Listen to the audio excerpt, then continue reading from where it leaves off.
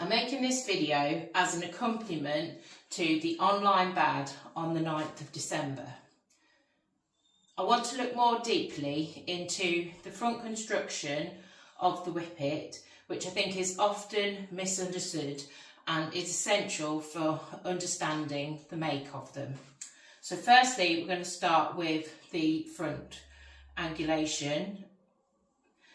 We start with the shoulder blade. The shoulder blade is measured from the topmost point of the withers to the point of shoulder, not to be confused with the point of forechest, and we're looking for the length and the layback. The layback is the angle that it sits back at. And then we have the upper arm, which is measured from the point of shoulder to the elbow, and we're looking for the length and the return, which is the angle that it sits back at. We're looking for the shoulder blade and the upper arm to be of the same length. But to understand our front construction, we also need to look at the construction on the rear and how that angulation is measured, which is from the pin bones to the point of buttock to the stifle, which is the point of stifle. And if you're not sure where it is, if you do that, you can see where the point is. And then that also goes down to the hock. But we're concentrating on these two angles, firstly, that mirror each other. So we've got from here to here to here, and those angles should be equal to give us good balance. Good girl.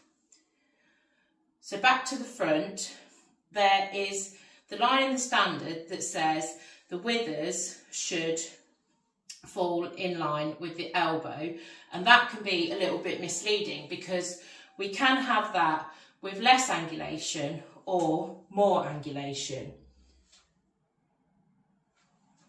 Good girl. So we need to know how to work out that we've got the correct amount of angulation.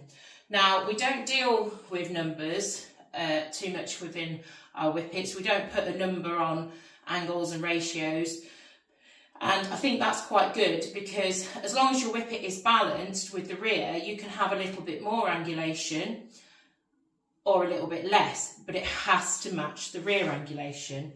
But to see that we've got the ideal amount, there are a couple of tricks. Firstly, you should be able to put your hand here and it should not sit like this. If it sits like this, that means that the dog's front is virtually tacked on the front and doesn't sit underneath the dog. So one like this. We should have a curve here which gives definition to the front leg. Whippets are made up as a series of curves, and I feel like this curve is the most important one because if you don't have that, you can't have the rest of the curves that are required through the rest of the whippet. So we've got this, we've got a curve here, so that gives us the definition of the front leg. The front leg should not come out of the upper arm like this, should be here underneath the dog. We also have the type of muscle. So this type of flat muscle that we require in a whippet can only develop as it should if we have got the correct amount of width given through here. So if you imagine two parallel lines, and that gives us the amount that the muscle can adhere to. This tape's going too well for me to stop for her brother who thinks that he should be doing this, so sorry about the barking in the background. And then that also corresponds with the parallel lines that you could drop here, which gives the development of the first thigh, this broad first thigh that is asked for in the standard. Good girl. Right. Paul, that's enough? Okay. Now the neighbour's dogs are out, so it's all going swimmingly. Good girl, that's you, you can see. She can see a reflection in the glass. So just to recap that, we have parallel lines here and here for this muscle development, and that gives the correct amount of area for the muscle to develop that is flat that we want to see in the whippet.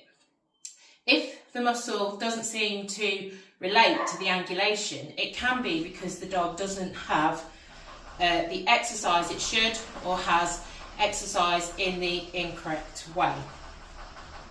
Good girl. So when we look at doing this to give our dog less angulation, we can see that the muscle starts to bunch.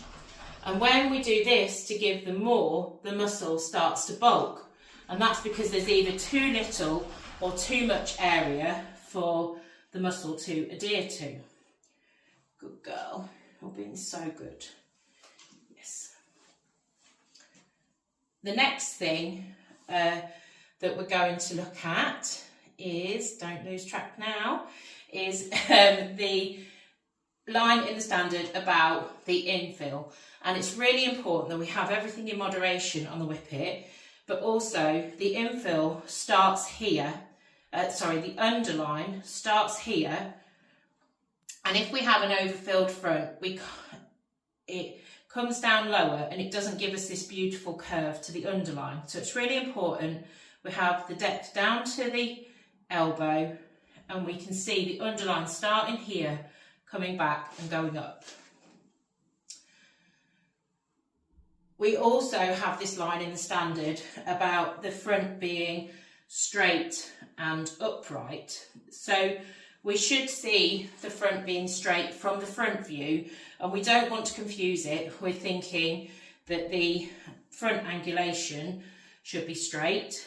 So we should have this lovely definition, as we've spoken about, a straight front leg that sits at a right angle to the ground, and then this slight spring in pastern. We need to make sure there's nothing else we need to talk about before we turn her to face the camera. I think that's everything. So from our front view, we should see this beautiful straight front. If you're talking about a straight front, please mean that you're looking at this lovely parallel, four square, feet pointing forward, straight front. We've got the correct amount of infill here without being overfilled, and we can see this because our point of forechest sits there nicely without being too prominent. If we have too much angulation, we see a keel and the point of forechest coming forward, too little and the point of forechest comes up here somewhere, and we see a triangle of missing infill. We can still see from the front view that this upper arm is long and sits back and has definition with the front underneath the dog. And we can also see this beautiful bladed bone, which is the type of bone that you see in a running breed that can take stress. And finally, we're going to talk about the width between the withers. So I've just got hers here, got about 3 fingers, but the most important thing is that you can't see them sticking out. Your hands should just run over them without any lumps or bumps. And they need to have the gap, because as they put their head down, good girl, they come closer together. So by the time her head is right down, I'd probably only be able to get about 1.5 fingers in there. So they need to have that gap. I hope that helps you with understanding the whippet front, and if you have any more questions, please ask them on the BAD.